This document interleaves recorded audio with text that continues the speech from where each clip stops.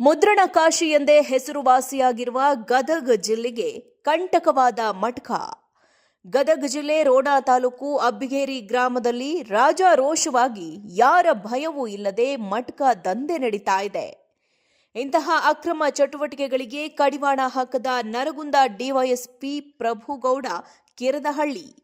ಹಾಗಾದ್ರೆ ಇಂತಹ ಅಕ್ರಮಗಳನ್ನ ತಡೆಗಟ್ಟಲು ಯಾವ ಇಲಾಖೆಯನ್ನ ಪ್ರಶ್ನೆ ಮಾಡಬೇಕು? ಇಂತಹ ಅಕ್ರಮಗಳ ಬಗ್ಗೆ ಸುದ್ದಿ ಮಾಡಿದ್ರೆ ಪೊಲೀಸ್ ಇಲಾಖೆನೇ ಟಾರ್ಗೆಟ್ ಮಾಡ್ತೀರಿ ಎಂದು ನೋಟಿಸ್ ಕಳಿಸ್ತೀರಿ. ಹಾಗಾದ್ರೆ ಯಾವ ಇಲಾಖೆಯವರನ್ನ ಪ್ರಶ್ನೆ ಮಾಡಬೇಕು ಎಂದು ನೀವೇ ಹೇಳಿ. ಯಾವುದೇ ಪತ್ರಕರ್ತರು ನಿಮ್ಮ ಇಲಾಖೆಯ ಬಗ್ಗೆ ಪ್ರಶ್ನೆ ಮಾಡಬಾರ್ದೆ? ನಿಮ್ಮ ಇಲಾಖೆಯವರು ಅಕ್ರಮ ಮರಳು ಮಾರಾಟ, ಓಸಿ ಜೂಜಾಟ, ಸಾರಾಯಿ ಮಾರಾಟ ಇಂತಹ ಅಕ್ರಮ ಪ್ರಕರಣಗಳಿಗೆ ಕಡಿವಾಣ ಹಾಕಿದ್ರೆ ಇಂತಹ ಪ್ರಕರಣಗಳು ಯಾಕೆ ಹೆಚ್ಚಾಗ್ತಿವೆ?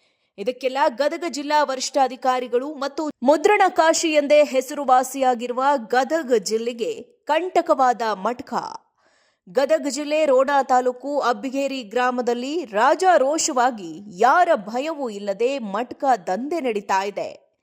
ಇಂತಹ ಅಕ್ರಮ ಚಟುವಟಿಕೆಗಳಿಗೆ ಕಡಿವಾಣ ಹಾಕದ ನರಗುಂದ ಡಿವೈಎಸ್ಪಿ ಪ್ರಭುಗೌಡ ಕಿರದಹಳ್ಳಿ. ಹಾಗಾದ್ರೆ ಇಂತಹ ಅಕ್ರಮಗಳನ್ನ ತಡೆಗಟ್ಟಲು ಯಾವ ಇಲಾಖೆಯನ್ನ ಪ್ರಶ್ನೆ ಮಾಡಬೇಕು? ಇಂತಹ ಅಕ್ರಮಗಳ ಬಗ್ಗೆ ಸುದ್ದಿ ಮಾಡಿದ್ರೆ ಪೊಲೀಸ್ ಇಲಾಖೆನೇ ಟಾರ್ಗೆಟ್ ಮಾಡ್ತೀರಿ ಎಂದು ನೋಟಿಸ್ ಕಳಿಸ್ತೀರಿ. ಹಾಗಾದ್ರೆ ಯಾವ ಇಲಾಖೆಯವರನ್ನ ಪ್ರಶ್ನೆ ಮಾಡಬೇಕು ಎಂದು ನೀವೇ ಹೇಳಿ. ಯಾವುದೇ ಪತ್ರಕರ್ತರು ನಿಮ್ಮ ಇಲಾಖೆಯ ಬಗ್ಗೆ ಪ್ರಶ್ನೆ ಮಾಡಬಾರ್ದೆ? ನಿಮ್ಮ ಇಲಾಖೆಯವರು ಅಕ್ರಮ ಮರಳು ಮಾರಾಟ, ಓಸಿ ಜೂಜಾಟ, ಸಾರಾಯಿ ಮಾರಾಟ ಇಂತಹ ಅಕ್ರಮ ಪ್ರಕರಣಗಳಿಗೆ ಕಡಿವಾಣ ಹಾಕಿದ್ರೆ ಇಂತಹ ಪ್ರಕರಣಗಳು ಯಾಕೆ ಹೆಚ್ಚಾಗ್ತಿವೆ?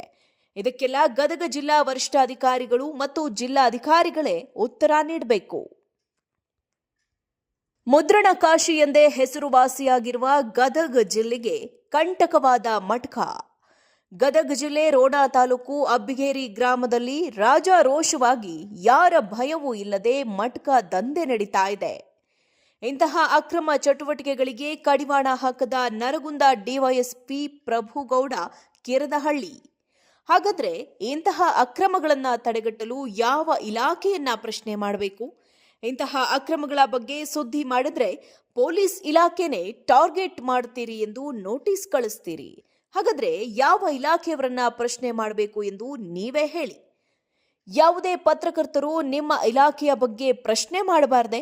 ನಿಮ್ಮ ಇಲಾಖೆಯವರು ಅಕ್ರಮ ಮರಳು ಮಾರಾಟ, ಓಸಿ ಜೂಜಾಟ, ಸಾರಾಯಿ ಮಾರಾಟ ಇಂತಹ ಅಕ್ರಮ ಪ್ರಕರಣಗಳಿಗೆ ಕಡಿವಾಣ ಹಾಕಿದ್ರೆ ಇಂತಹ ಪ್ರಕರಣಗಳು ಯಾಕೆ ಹೆಚ್ಚಾಗ್ತಿವೆ?